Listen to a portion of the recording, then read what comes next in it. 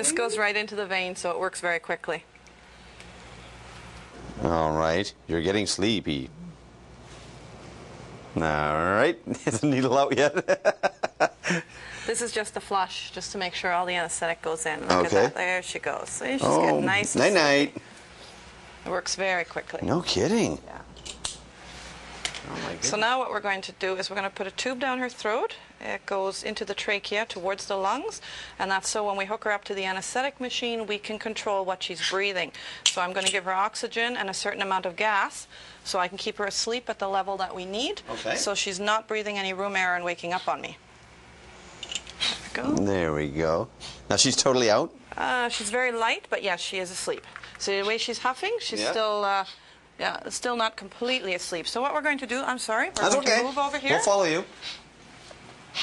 I'm going to hook her up to the anesthetic machine. So this hose is what she's going to breathe through. This is very interesting. I'm going to give her some oxygen, and we're going to give her some gas. So there's a certain percentage of gas that we give them. Sure.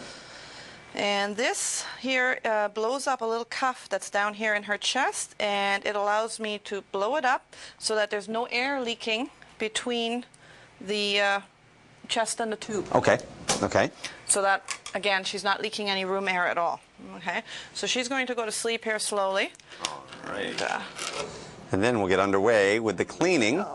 You see, she has all of this brownish, yellowish stuff here.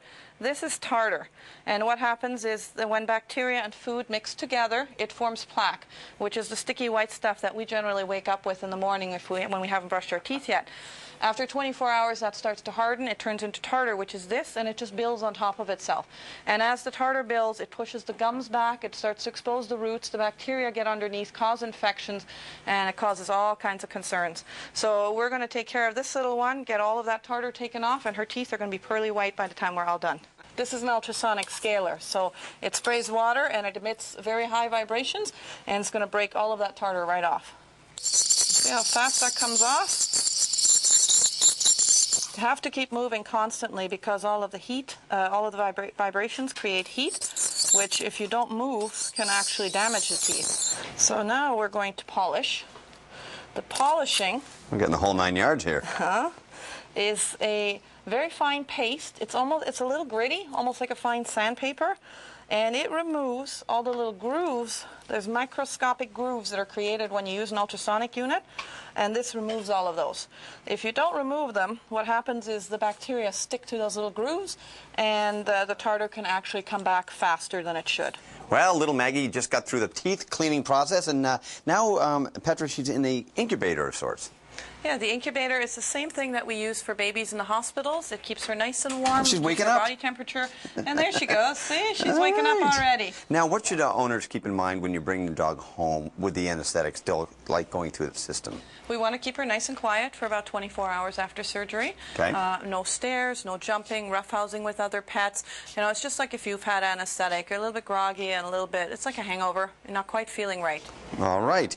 What about diet and eating? Just when she feels like it, she will? We're going to take it easy on food and water today as well. Okay. We don't want her to go home and gulp a big bowl of water or eat a whole bowl of food because her stomach might not be able to handle it. She might turn around and vomit. It'll be hard on her, and the owners have a mess to clean up. There so we we go. take it easy, but by tomorrow morning she'll be back to normal. All right, you were a great patient, Maggie. You wake up, take your time, and your teeth look beautiful. Here we are at the Animal Hospital of Manitoba.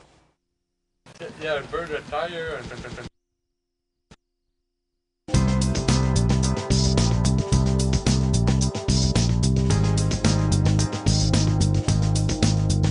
Once again, we're at the Animal Hospital of Manitoba in an operating room, and Petra's back with me and with a really cool tool here. Now, you were telling me this laser replaces a scalpel?